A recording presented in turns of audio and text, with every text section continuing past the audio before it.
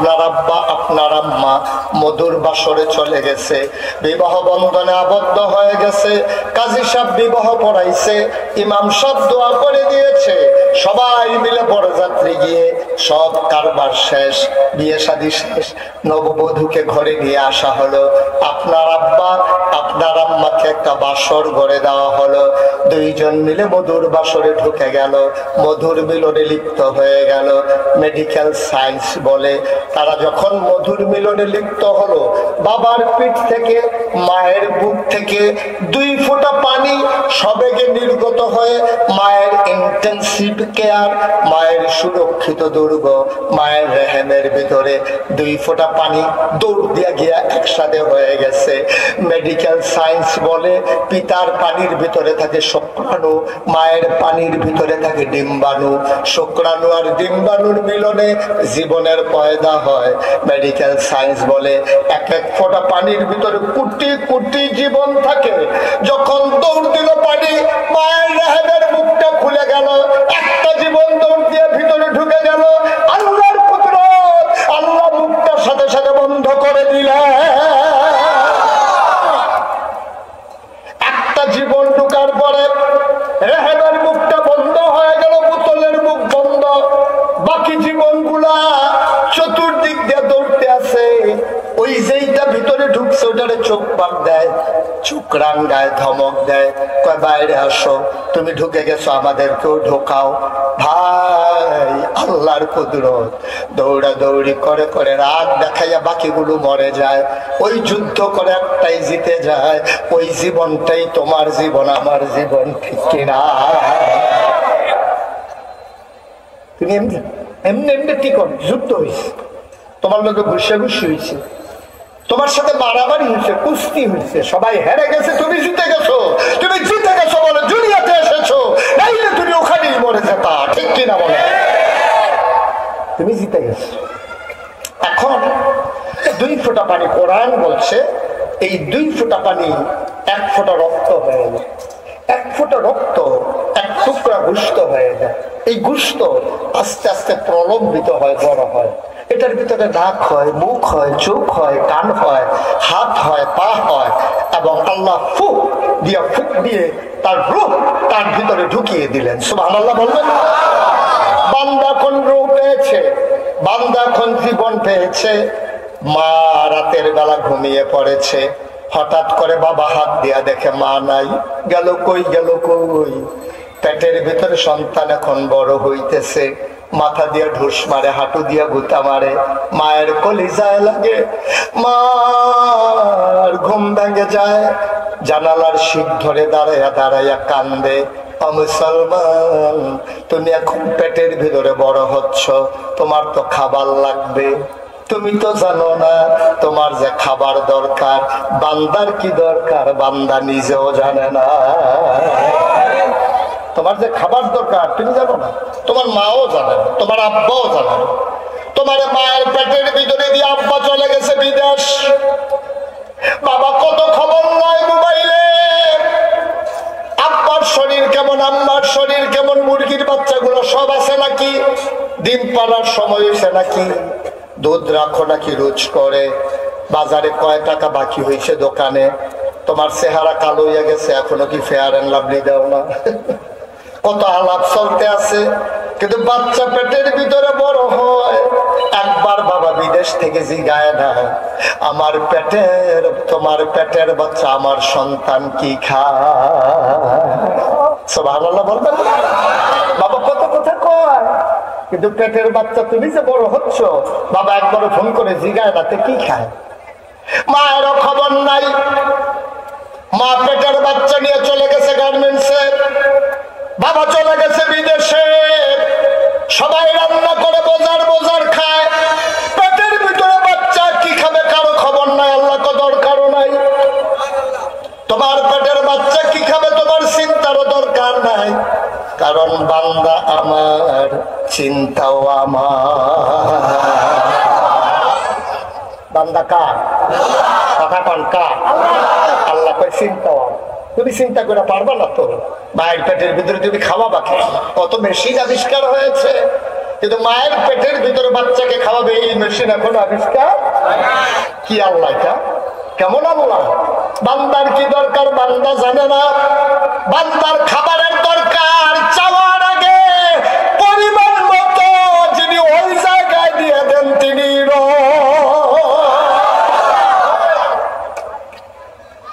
এখন বান্দার পেটের ভিতরে খাবার দিতেছেন, এখানেই বাবা শেষ না, মা তো দুর্বল হয়ে যাবে। আল্লাহ কই লাইন আমি করে রাখছি।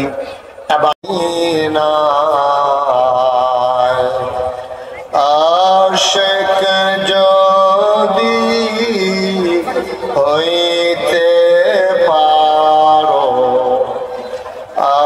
আশিক যদি হইতে পারো, যাইবা সোনার মদিনায়।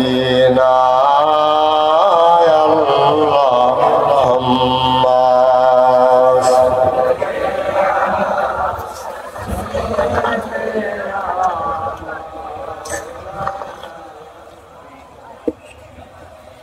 ওয়া আলা আলি সাইয়্যিদিনা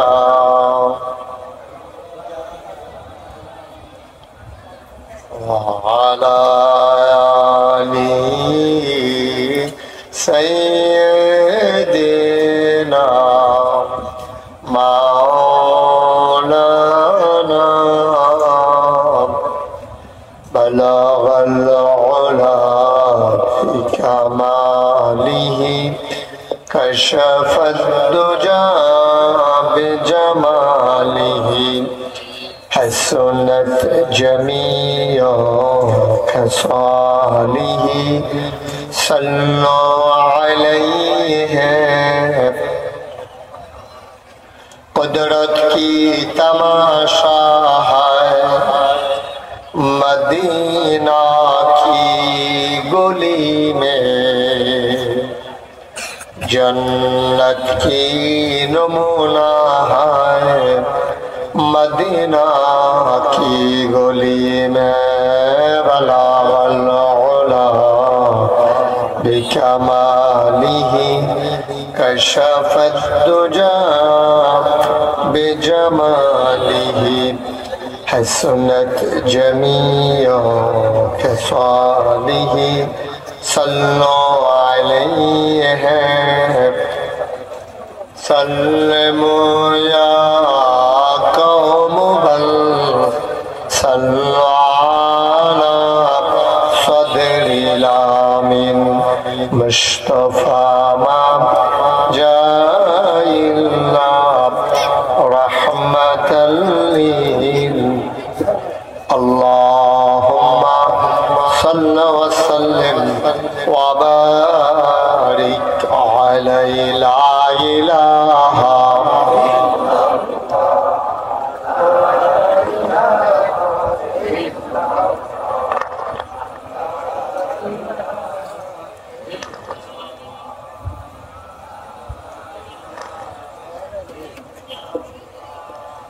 لا إله لا إله لا إله لا إله إلا الله محمد رسول الله صلى الله عليه وسلم اللهم صل وسلم وبارك عليه সবাই পড়ি আলহামদুলিল্লাহ জোরে আরো জোরে আল্লাহ তাবারক ওয়া তাআলার দরবারে আমরা লাখো কোটি শুকরিয়া জ্ঞাপন করছি যিনি আমাদেরকে ঐতিহ্যবাহী ঐতিহ্য ধন্য গাজীপুর মহানগরের 10 নং ওয়ার্ডে অবস্থিত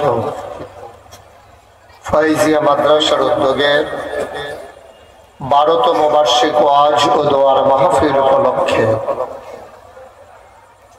আজ 11 সেপ্টেম্বর রোজ বৃহস্পতিবার বরকতময় দিন শেষে অন্ধকারের চাদর যখন পৃথিবী ঢেকে দিয়েছে, জানান দিয়েছে রাত হয়ে গেছে। কর্মমুখর, কর্মব্যস্ত, আনন্দ ঘন একটি দিন অতিবাহিত করার পরে স্বাভাবিকভাবে ক্লান্ত, পরিশ্রান্ত, অবসন্ন এ পিঠ যখন বিছানা চায়, দু চোখ যখন ঘুম চায়, এ দেহ যখন আরাম চায়, সব আরামকে হারাম করে দিয়ে যিনি আমাদেরকে আজকের এই আয়োজনে আকাশে যখন মেঘের ঘন ঘটা, বাংলাদেশের অনেক জায়গায় যখন বৃষ্টির রিমঝিম বরিশন ধারা ঝরেছে অঝড় ধারায়, কর্তৃপক্ষের মনে আতঙ্ক ধরিয়ে দিয়েছে মাহফিল করা যাবে কি যাবে না। সকল জল্পনা কল্পনার অবসান ঘটিয়ে মেঘ মুক্ত আকাশ, বৃষ্টি মুক্ত রাত যিনি আমাদেরকে উপহার দিলেন, ওই আলিশা মাহবুদের দরবারে অবনত মস্তকে সশ্রদ্ধ চিত্তে হৃদয়ের সবটুকু আবেগ, উচ্ছ্বাস, ভালোবাসা, আকুতি কাকুতি মিনতি জমা করে মাহবুদের শিখানো কলেমা দিয়ে চিৎকার করে সবাই পড়ি আলহামদুলিল্লাহ। জনাব সাহেবে সদর, আজকের এই মাহফিলের জনাব সভাপতি আলহাজ মোহাম্মদ মনির হোসেন সাহেব, আজকের মাহফিলের প্রধান অতিথি শাইখুল হাদিস হযরতুল আল্লাম মুফতি উমর ফারুক সন্দিকী সাহেব, আজকের আয়োজক মুফতি খান মোহাম্মদ ইব্রাহিম খলিল, উপস্থিত এই এলাকার বিভিন্ন মসজিদের ইমাম সাহেবান, ওলামায়ে কেরাম, মুরব্বিয়ানে আযম, কলিজার টুকরা যুবকেরা, পর্দার আড়ালের আমার মা ও বোনেরা, সবার প্রতি আমার আবারও আন্তরিক সশ্রদ্ধ সালাম। আসসালামু আলাইকুম ওয়া রাহমাতুল্লাহি ওয়া বারাকাতুহু।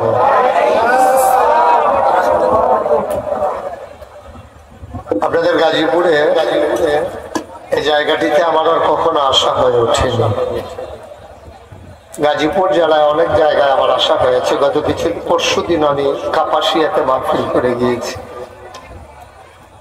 কিন্তু ঠিক এই জায়গাটা ফ্যানটা একটু ঘুরাই দেন, ফ্যানের আওয়াজটা মাইকতে বাড়ি খায়। মাইকম্যান কই? মাইকম্যান কই? মাইকম্যান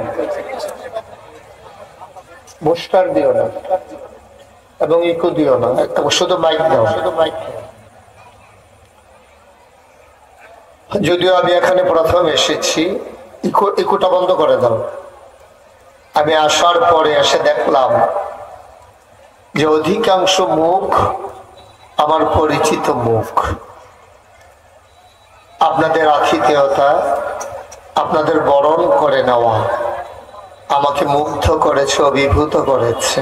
আমি প্লিজড এজন্যে, যদি আপনাদের সাথে সরাসরি আমার দেখা হয়নি কখনো, আপনারা সবাই মিলে অপেক্ষা করছেন আমি কখন আসব।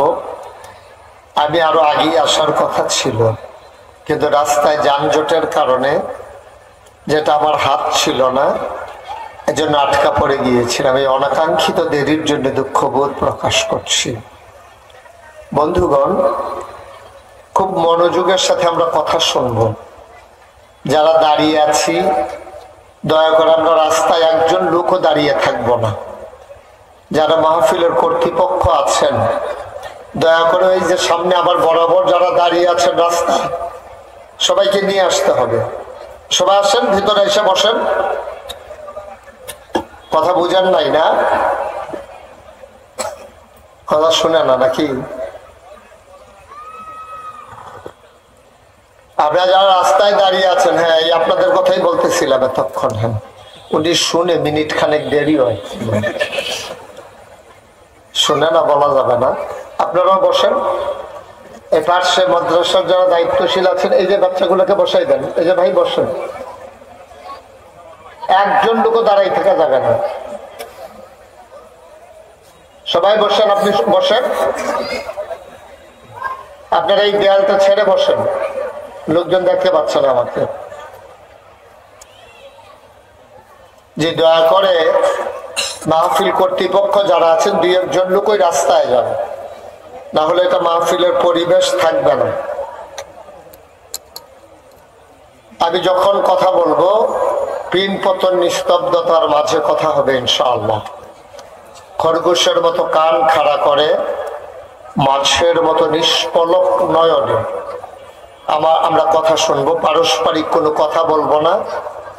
মাহফিলে হাঁটাহাঁটি উঠে উঠে এটা আমি পছন্দ করি না। মঞ্চে যারা বসছেন সবাই মিলে জোরে আওয়াজ দেবেন। আমি যখন যেটা বলতে বলি আস্তে না জোরে। আপনাকে বলছিলাম ওই দিকে তাকাই থাকার জন্য। মোবাইলটা বন্ধ করেন। এটা যারা মোবাইল হাতে ধরে রেখেছেন দয়া করে বন্ধ করেন, আপনি কষ্ট হচ্ছে। এভাবে রেকর্ড হয় না। এই যে ইউটিউবাররা অনেক কষ্ট করে রেকর্ড করে, তারপরে এডিটিং করে, তারপরে আপনারা দেখতে পান। আপনি এইভাবে ধরে রাখলে আপনি শুনবেন না তো কথা, আমার কথা বুঝবেনও না। দয়া করে সবাই মোবাইল বন্ধ করে রাখেন, মনোযোগের সাথে আমরা কথা শুনবো ইনশাআল্লাহ। আমি যখন যেটা বলবো আস্তে বলবেন না, জুড়ে বলবেন।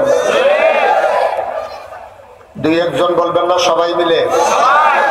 দুই একবার না, বারবার। মোবাইলটা বন্ধ করেন। এটা বলছি তো একবার, এক কথা যেন বারবার বলা না লাগে। আপনার প্রয়োজনে আমি বলছি। ফ্যানটা একটু ঘুরাই দিতে বলছিলাম, আমার দিকে না দিয়ে অন্য দিকে ঘুরাইতে। তারা মনে করতেছে আমার কাছে আন্না দিতে আরো যতবার কই তারা আরো আমার দিকে না দেয়। আমি বুঝাইতে পারি নাই, এটা সমস্যা না। ওকে ফাইন, সবাই পড়েন আলহামদুলিল্লাহ। বাবা তোমার মোবাইলটা পকেটে নাও, পকেটে ঢুকাও। 3 বার ডাক দেওয়া লাগছে তোমারে। বলেন সুবহানাল্লাহ, বলেন আলহামদুলিল্লাহ, বলেন আল্লাহু আকবার। শুকরিয়া আদায় করলাম কার? করব কার? করে যাব কার? লস না লাভ? কম না বেশি? প্রমাণ আছে নাকি নাই? আমার আল্লাহ রাব্বুল আলামিন কুরআনুল কারীমে কত সুন্দর করে ওয়াজ করে দিলেন। আল্লাহ বলেন লা ইন শাকারতুম লা আযীদান্নাকুম। ও দুনিয়ার মানুষ, নিয়ামত পেয়ে যদি শুকরিয়া আদায় করবে, যেই নিয়ামত পেয়ে শুকরিয়া আদায় করবে, শুকরিয়া আদায়ের কারণে ওই নিয়ামত আমার আল্লাহ আরো বহুত গুণে বাড়িয়ে দেবেন। বলেন সুবহানাল্লাহ। আমার আল্লাহ যা বলেন তা করেন নাকি করেন না? কম কম না বেশি বেশি? প্রমাণ আছে নাকি নাই?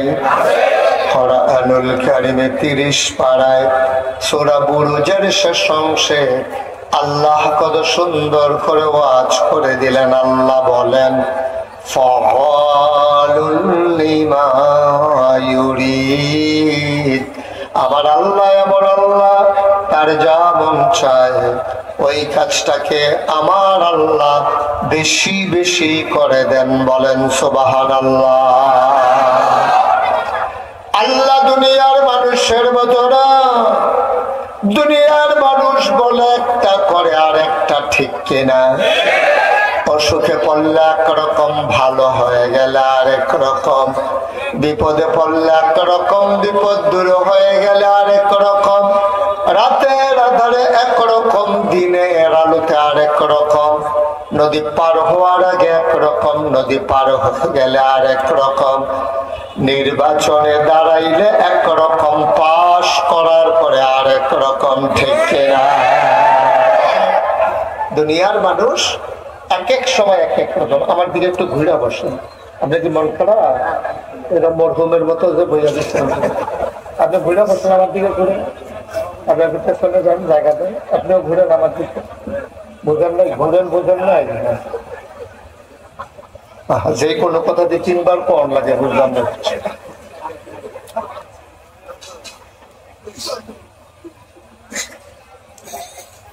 আমার আল্লাহ যা বলেন তিনি তাই করে দেন। তিনি কখনো ওয়াদা খেলাফ করেন না।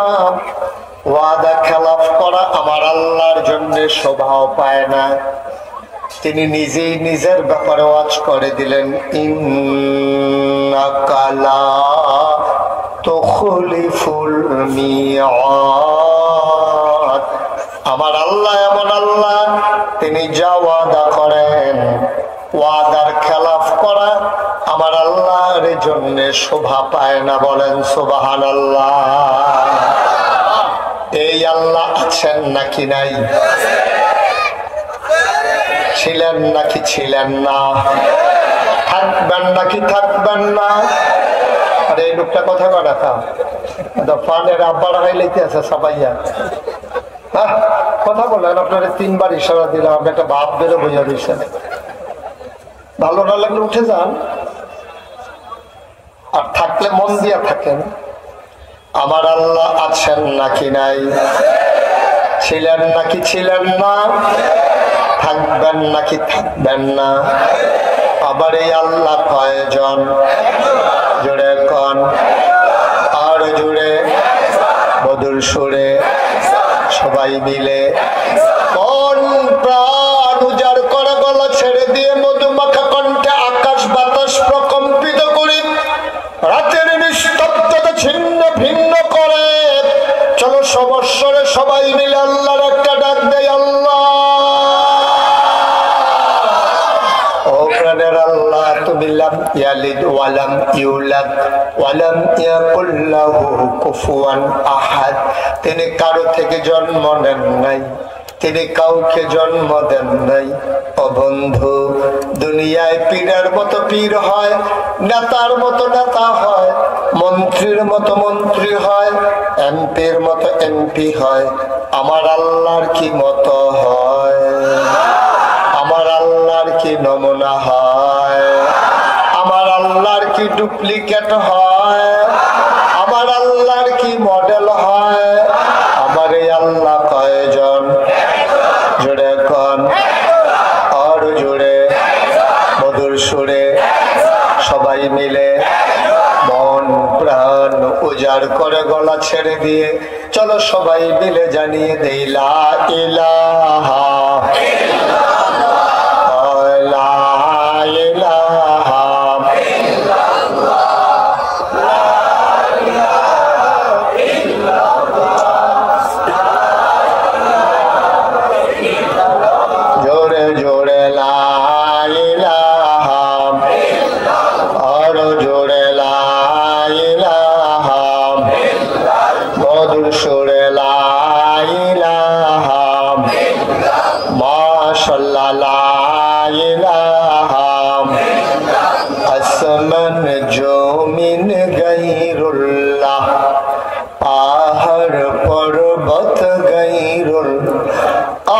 আসমান জমিন গায়রুল্লাহ, পাহাড় পর্বত গায়রুল্লাহ, শুধু তুমি মাবুদ এক আল্লাহ, লা ইলাহা ইল্লাল্লাহ, লা ইলাহা ইল্লাল্লাহ, লা ইলাহা ইল্লাল্লাহ, জোরে জোরে লা ইলাহা ইল্লাল্লাহ, লা ইলাহা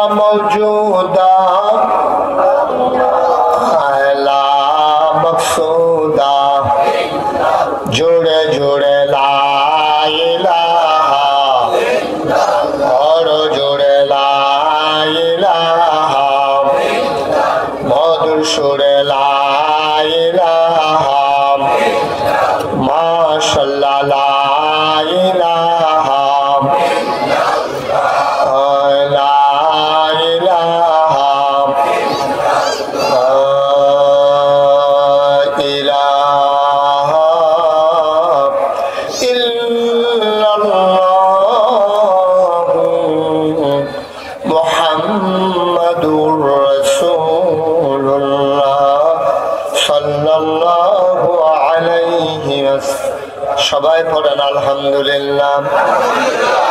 বন্ধুরা আমার, ভাইরা আমার, আমার আল্লাহ রাব্বুল আলামিন এই দুনিয়ার ভিতরে মানুষ করে বানানোর পরে আপনাকে আমাকে এমনে এমনে ছেড়ে দেন নাই।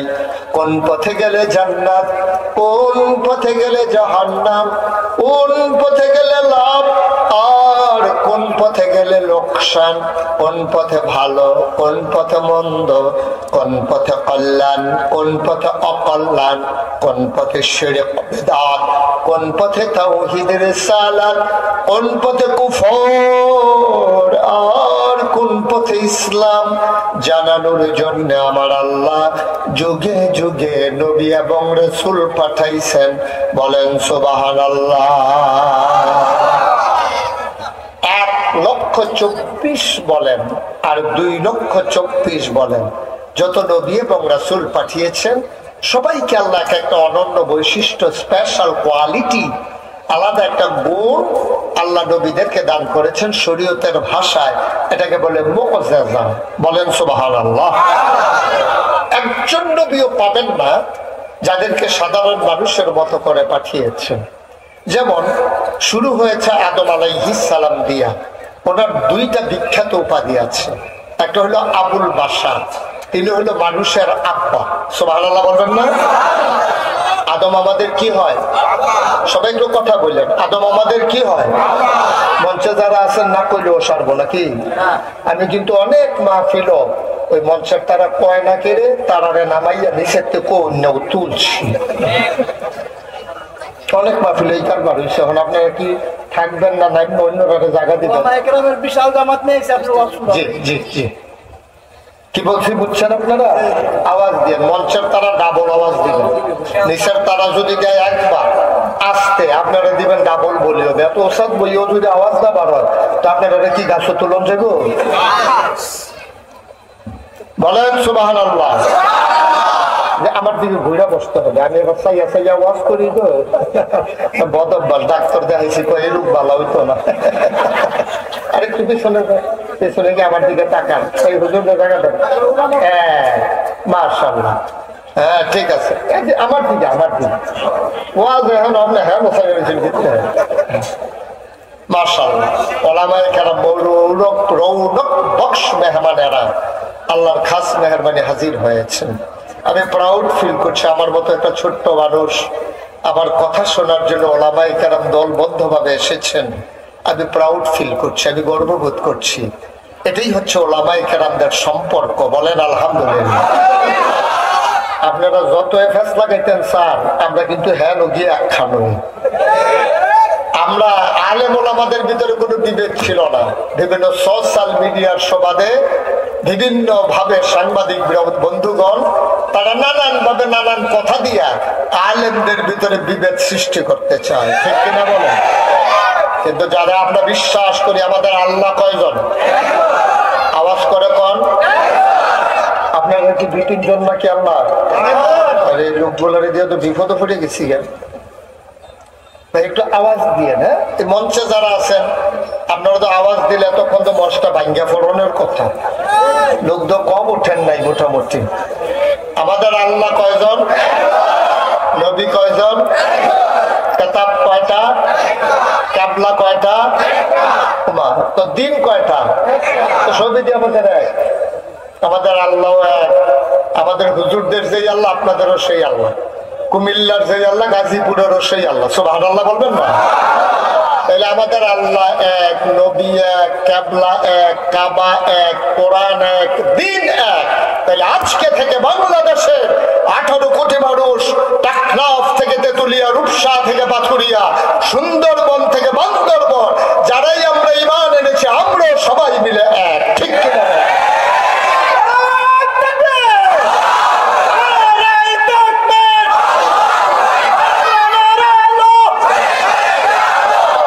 এটাই হচ্ছে আজকে বাতিল শক্তির সবচেয়ে বড় মাথা ব্যথা, ঠিক কিনা? কর ওলামায়ে কেরাম যখন এক হয় তখন যার তাদের ভাত নাই এটা তারা ভালোই বুঝে।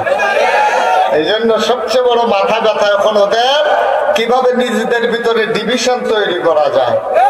এই ডিভিশন তৈরি করার মাধ্যমে কেমন করে শাসন ক্ষমতা পাকাভুক্ত করা যায়।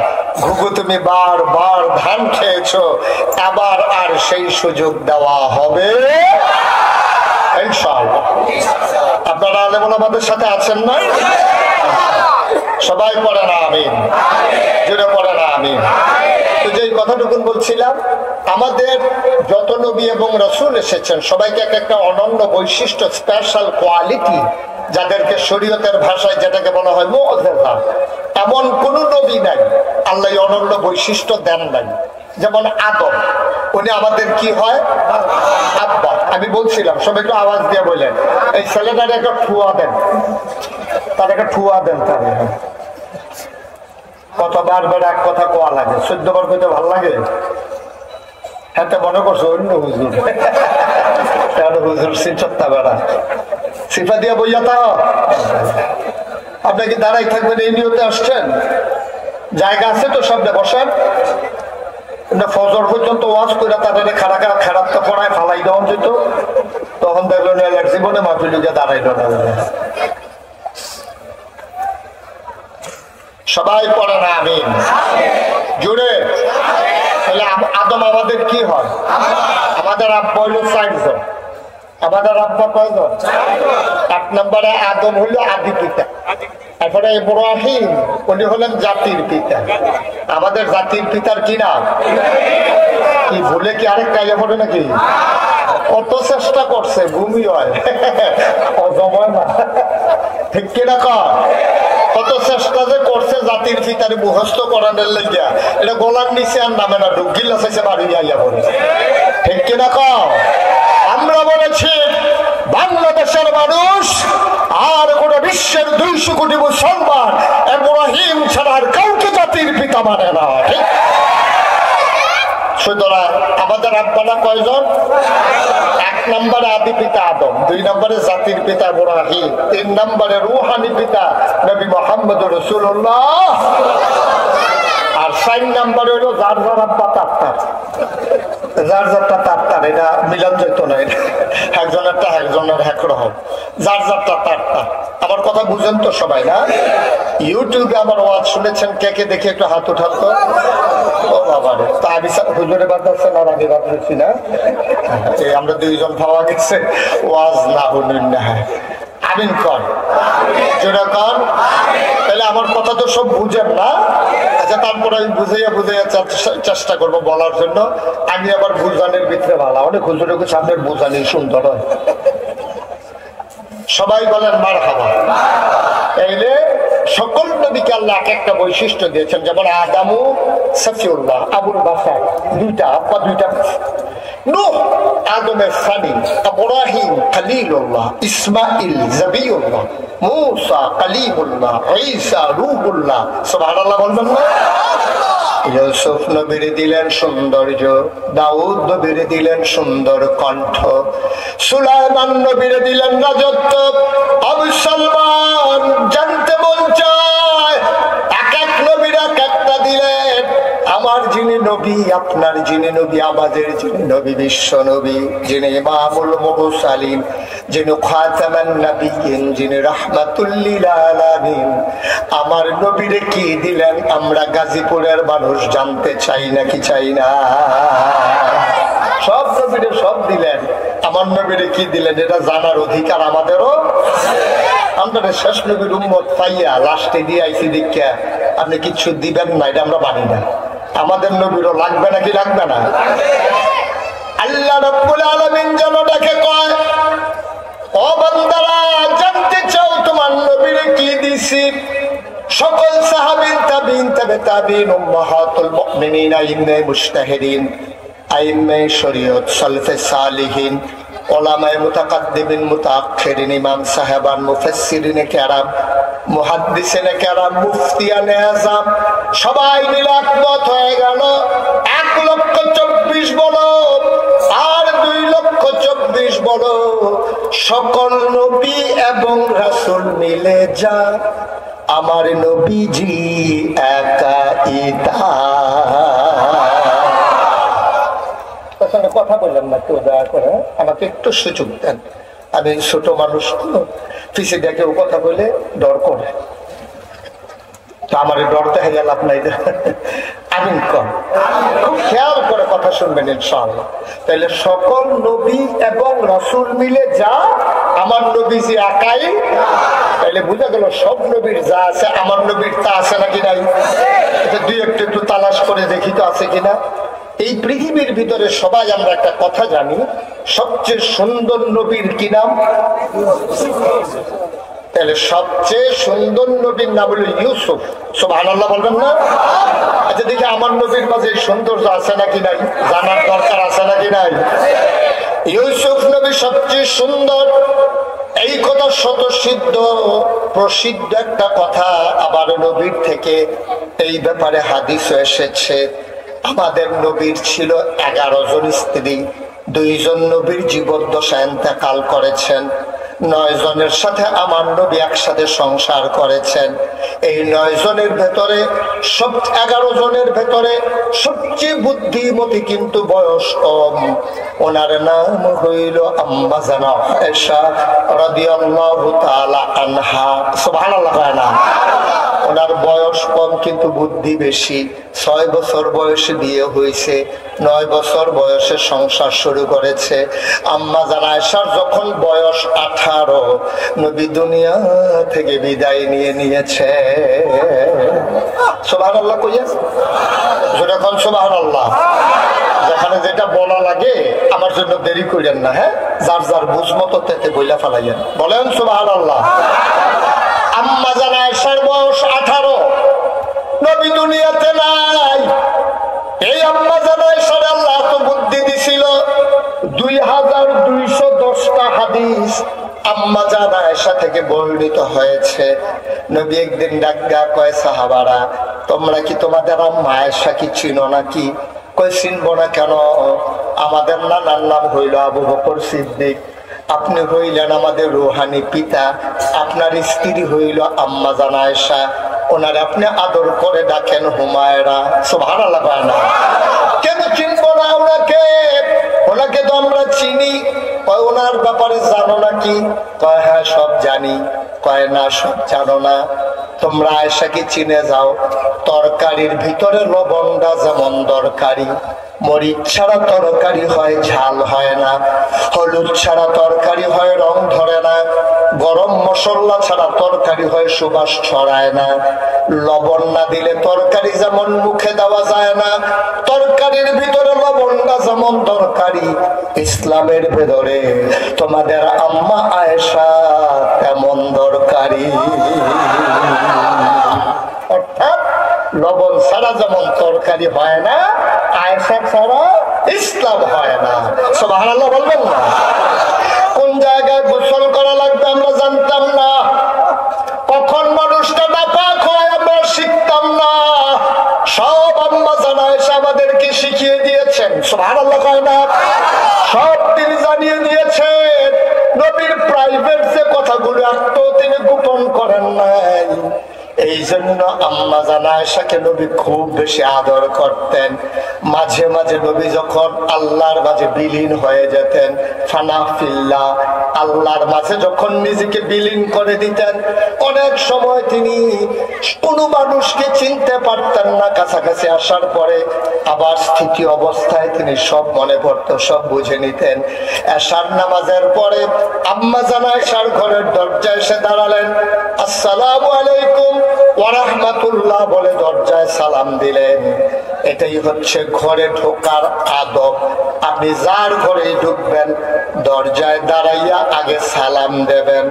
সবাই রাজি আছেন নাকি? বাড়িতে নিজের ঘরে ঢোকার সময় সালাম দেবেন।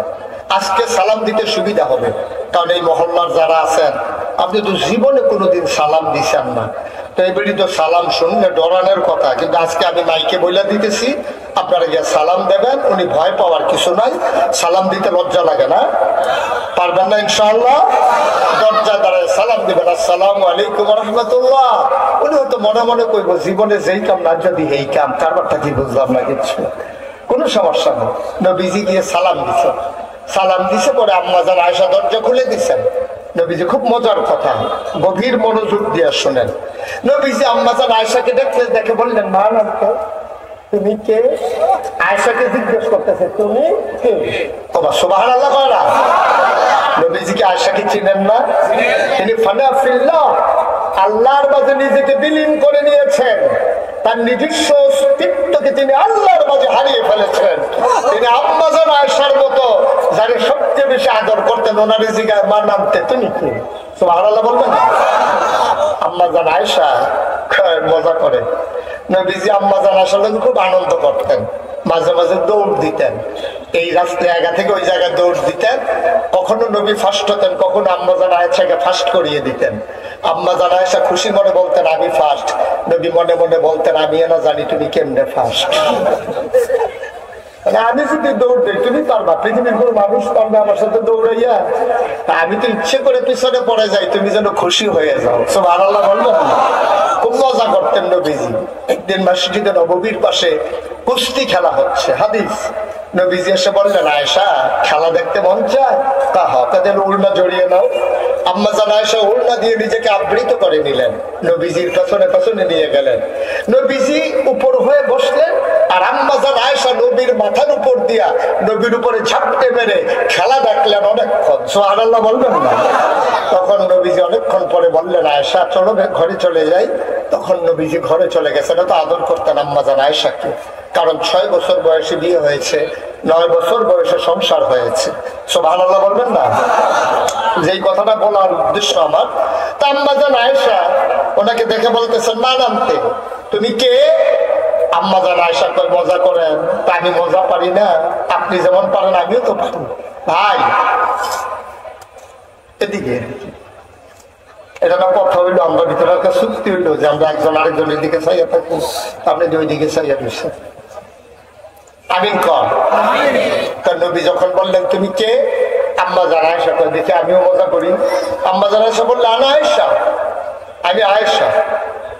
আয়েশা কে? আয়েশা চিনেন না? আয়েশা হচ্ছে আবু বকরের কন্যা। সুবহানাল্লাহ বলবেন না? কি মজা চলতে আছে দেখেন। আয়েশা হইল আবু বকরের কন্যা। আবার আল্লাহর নবী কয়, কোন আবু বকর?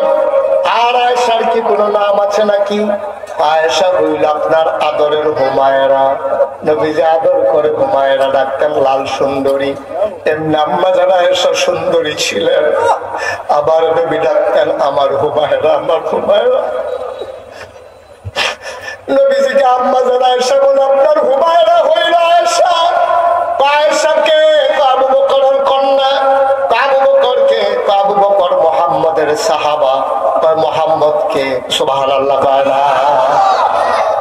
আম্মাজান আয়েশা বুঝে ফেলছেন নবী আর এখন নিজের মাঝে নাই, আর আগানো ঠিক হবে না। আম্মাজান আয়েশা চুপ মেরে ঘরের কোনায় বসে আছেন, নবীজিও বসে আছেন। কিছুক্ষণ পরে নবীজি ডাক দেয়, আয়েশা। আয়েশা চুপ মেরে আছে, কথা কয় না। আমার হুমায়রা। আবার আম্মাজান আয়েশা কয় হুমায়রা কে? হুমায়রা আমার আয়েশা। আয়েশা কে? আয়েশা হইল আবু বকরের কন্যা। আবু বকর কে? কয় মুহাম্মদের সাহাবা। কয় মুহাম্মদ কে? এবার নবীজি জড়াইয়া ধরে কয় তোমার প্রাণের স্বামী।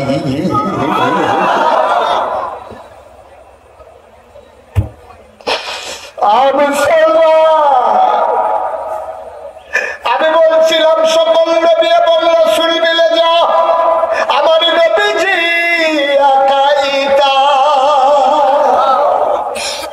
আম্মাজান আয়েশা ঘরের ভিতরে শুয়ে আছেন, প্রচন্ড গরম, ভ্যাপসা গরম। আমার নবী এশার নামাজ পড়ে দরজায় এসে নক করলেন। আম্মাজান আয়েশা দরজা খুলে দিলেন। নবী ডাকলেন, আয়েশা বড় গরম ঘরের ভেতরে, খেজুর পাতার পাটি বিছাও আঙ্গিনায়, দেখি একটু আরাম করি, মৃদু মন্দ বাতাস আছে।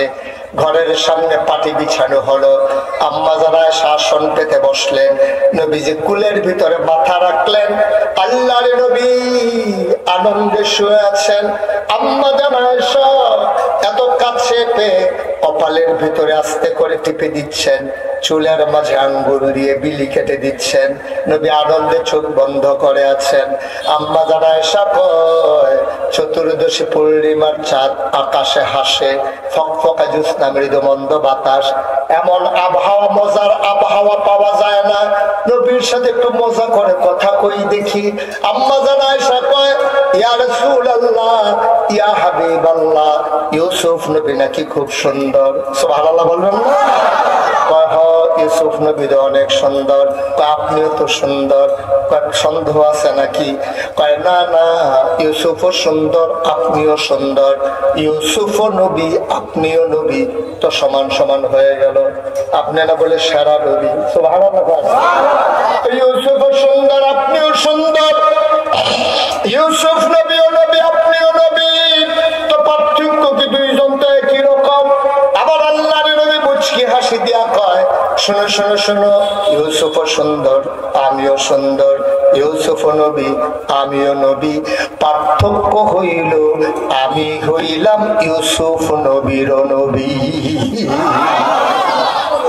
আমি নবীদেরও ইমামুল মুরসালিন, তিনি সকল রাসূলগণের ইমাম। এই নবীজির তিনটা বিখ্যাত উপাধি আছে, আর যার কারো নাই। একটা হলো তিনি রাহমাতুল লিল আলামিন। সুবহানাল্লাহ। প্রমাণ কি তিনি যে রাহমাতুল লিল আলামিন? ও গাজীপুরের মুসলমান, 5 ওয়াক্ত নামাজে প্রতি রাকাতে, ফরজ হোক আর ওয়াজিব হোক, সুন্নত হোক আর নফল হোক, 5 ওয়াক্ত নামাজে আমরা বারবার আল্লাহকে জানিয়ে দেই আলহামদুলিল্লাহি রাব্বিল আলামিন। সমস্ত প্রশংসা কেবলমাত্র শুধুমাত্র ওই আল্লাহর জন্য, যিনি সমস্ত জগৎ সমূহের জন্য রব। সুবহানাল্লাহ বলবেন? তার জন্য সমস্ত প্রশংসা। এখন আপনি যদি বলেন যে হুজুর রব কারে কয়, আমাকে যদি আপনি জিজ্ঞেস করেন খালেক কারে কয়, আমি এক কথায় বলতে পারবো। যদি বলেন মালিক, তাও এক কথায় বলতে পারবো। যদি বলেন রাজ্জাক, তাও এক কথায় বলতে পারবো। যদি বলেন হাইয়ুল কাইয়ুম, তাও এক কথায় বলতে পারবো। কিন্তু আপনি যদি আমাকে জিজ্ঞেস করেন হুজুর রব কারে কয়, এক শব্দে বলেন দেখি। আমি অনেক গবেষণা করেছি, আমি অনেকগুলো লুগাত খুঁজে খুঁজে দেখেছি, ওলামায়ে কেরামের সাথে কথা বলেছি। রব এমন একটা শব্দ যেটা এক কথায় বোঝানো যাবে না। অন্তত রব কারে কয় বুঝাইতে হলে 5টা লাইন লাগবে। কয় লাইন? আরে ঘুমাই গেছেন সব, কারে জিগাইতে আসছেন? কয়টা লাইন? আরে জোরে কথা বল, কয় লাইন? মাথা মারে কয় সবার যেই মত আমারও এই মত। কয় লাইন? 5টা লাইন ছাড়া রব কারে। বাবা আপনাকে বসে যেতে হবে, আপনি ফিক্স করে দিয়ে বসেন, আর একবার উঠবেন না আপনি। রব 5টা লাইন দিয়া রব বুঝানো লাগে, আর আগে রব বুঝানো যাবে না। আমি একটা একটা করে লাইন বলি, আপনি খেয়াল করেন। বান্দার যা দরকার, বান্দাকে বান্দাকে আমাদের যা দরকার, বান্দার যা দরকার বান্দা নিজেও জানে না কি দরকার। দরকারি জিনিসটা দরকারের সময় পরিমাণ মতো চাওয়ার আগে। আপনি কি বুঝতে পারছেন? কিছুই বুঝতে পারেন না। হুজুর বুঝছেন এই কথা? বান্দার যা দরকার, অর্থাৎ আমাদের সকল মানুষের যা দরকার, দরকারি জিনিসটা দরকারের সময় পরিমাণ মতো চাওয়ার আগে। সুবহানাল্লাহ কয় না? বান্দার কি দরকার বান্দা নিজেও জানে না, কখন দরকার তাও জানে না, কি পরিমাণে দরকার জানে না, বান্দা চাইতেও পারে না। এই জন্য বান্দার যা দরকার, দরকারি জিনিসটা প্রয়োজন মতো পরিমাণ মতো চাওয়ার আগে যিনি বান্দাকে দিয়ে দেন তিনি হইলেন রব। আপনি যদি বলেন হুজুর আমার একটা জিনিসের নাম কোন যেটা আমরা জানি না, আমাদের দরকার, এখন বললেই বুঝবেন। আপনার আব্বা আপনার আম্মা মধুর বাসরে চলে গেছে, বিবাহ বন্ধনে আবদ্ধ হয়ে গেছে, কাজী সাহেব বিবাহ পড়াইছে, ইমাম সাহেব দোয়া করে দিয়েছে, সবাই মিলে বরযাত্রী গিয়ে সব কারবার শেষ, বিয়ে শাদী শেষ, নববধূকে ঘরে নিয়ে আসা হলো।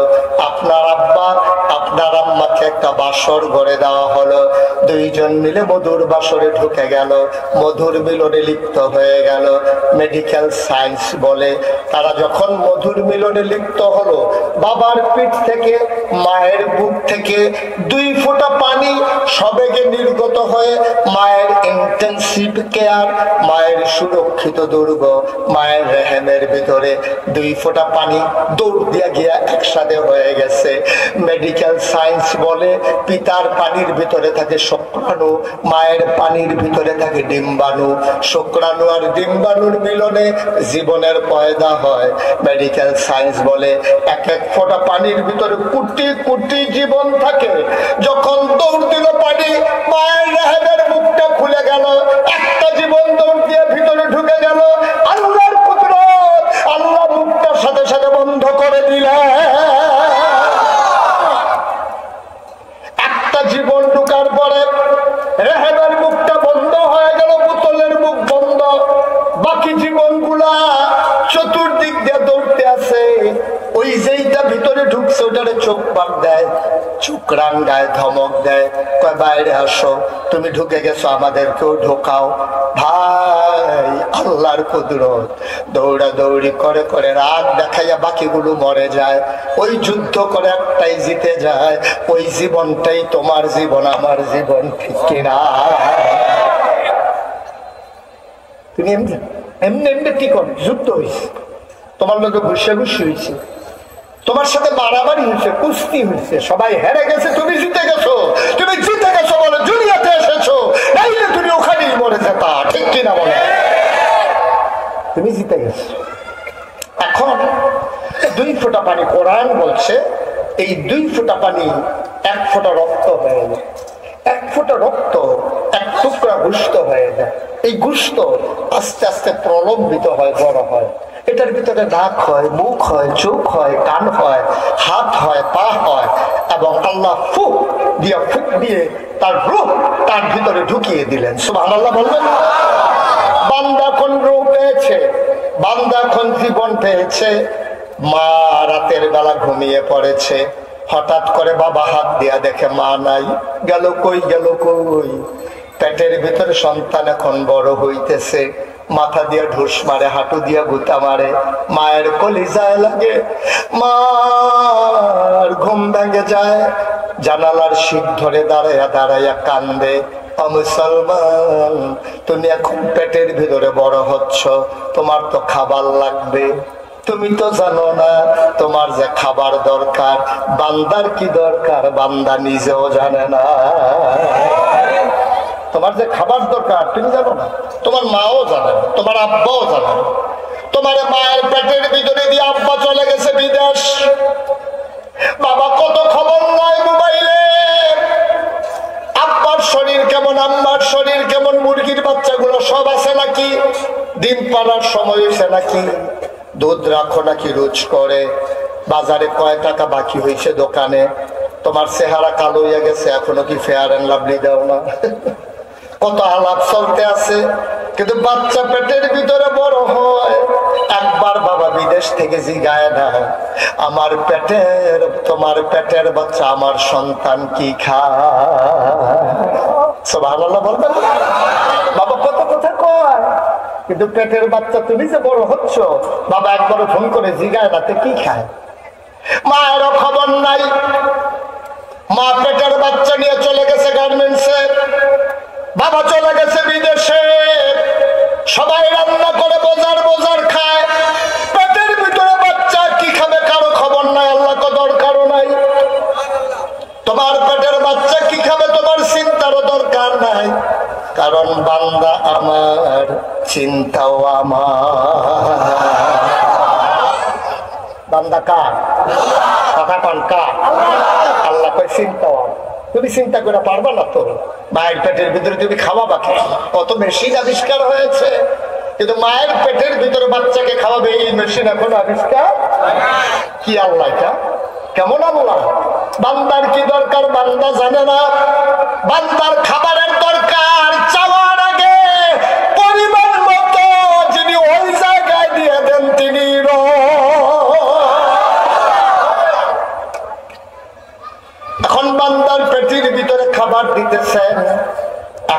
বাবা শেষ না, মা তো দুর্বল হয়ে যাবে। আল্লাহ এই লাইন আমি করে রাখছি। এবার মা আর সন্তানের মাঝে নাভি দিয়ে একটা কানেকশন লাগাই দিছে। মায়ের মাসিকের রক্তটা বন্ধ করে দিয়েছে। অতিরিক্ত রক্তটা সবটা নাভি দিয়া সন্তানের পেটের ভিতরে চলে যায়। টয়লেট লাগে না, ওয়াশরুম লাগে না, প্রস্রাব পায়খানার দরকার নাই। সন্তান তিল তিল তিল তিল করে বড় হয়। সে দুনিয়াতে আসবে, খাবে কি? দুনিয়ার সবকিছুর ভিতরে ভেজাল। বাতাসের ভিতরে অক্সিজেন, অক্সিজেনের ভিতরে কালো ধোয়া, ইটের ভাটার ধোয়া। সে টান দেবে কেমনে শ্বাস? পাঙ্গাস মাছের ভিতরে বিষ, দুধের ভিতরে চিংড়ি মাছ। দুধের ভিতরে কি? চিংড়ি। এখন দুধ যখন চুলায় বসাইছে, চিংড়ি মাছ লাভ দিয়ে উঠছে। মহিলা তো ভয় পেয়ে গেছে, কি দুধের ভিতরে চিংড়ি মাছ কি লেগে? তো লোকের নিয়ে দেখাইছে, দেখছেন আপনি কোথা থেকে দুধ আনছেন? দুধের ভিতরে তো চিংড়ি মাছ পাওয়া গেছে। সেই লোক দুধ লইয়া ওই দুধ ওনার বাড়িতে গেছে, গিয়া সেটাকে ভাই সবসময় আপনার তো দুধ নেই, আজকে তো দুধের ভিতরে চিংড়ি মাছ পাওয়া গেছে, ঘটনা কি? নিশ্চয়ই আপনি দুধের ভিতরে পানি দেন। কার না, কিন্তু চিংড়ি মাছ ঢুকলো কেমনে? ওই যে গাভী যে ফেনা খায়, ফেনার লোকে চিংড়ি মাছ পেটে ঢুকে গেছে, দুধের সাথে বাড়িয়ে গেছে। বান্দা খাবে কি? আমার আল্লাহ চিন্তা করলেন, মায়ের নাভির সাথে নাভির কানেকশন লাগাই দিলেন। কি আল্লাহ এটা? আমার কি আল্লাহ? তুমি আল্লাহ চিনো না। সুতরাং এই বান্দাকে ফাটা পানি থেকে রক্ত বানালো, গোশত বানালো, হাত পা নাক কান চোখ মুখ বানালো, মায়ের রেহেমের ভিতরে বান্দাকে বড় করলো, পেটের ভিতরে খাবার দিল, তোমার এই দুনিয়াতে আসার সুযোগ দিল, হাঁটার ক্ষমতা দিল, দেখার ক্ষমতা দিল, ধরার ক্ষমতা দিল। ভাই, তাইলে এই বান্দা যিনি বানিয়েছেন তিনি কে? জোরে কর, তিনি কে? তাহলে আমাদের যিনি রব তিনি কে? তাইলে বান্দার জীবনের মালিক কে? মালের মালিক কে? আনুল কারিমে সূরা তাওবার 111 নম্বর আয়াতে আল্লাহ কয়, ইন্নাল্লাহ হাশতারা মিনাল মুমিনিনা আনফুসাহুম ওয়া আমওয়ালাহুম বিআন